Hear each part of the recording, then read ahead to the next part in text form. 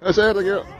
So, ICC, so ito ka ngayon, mga pulis, chinik yung mga ID namin, pero at least okay lang naman. Pero sa Forteb, galing London. Yan. Ganyan kabait yung mga pulis dito, no? Sila pa taga-picture, no?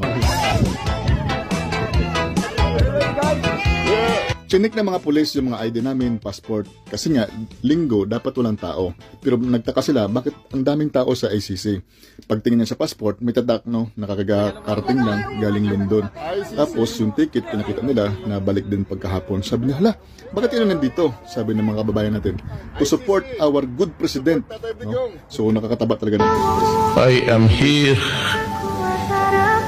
because I love my country. ICC, no? So, 4 kilometers sa car.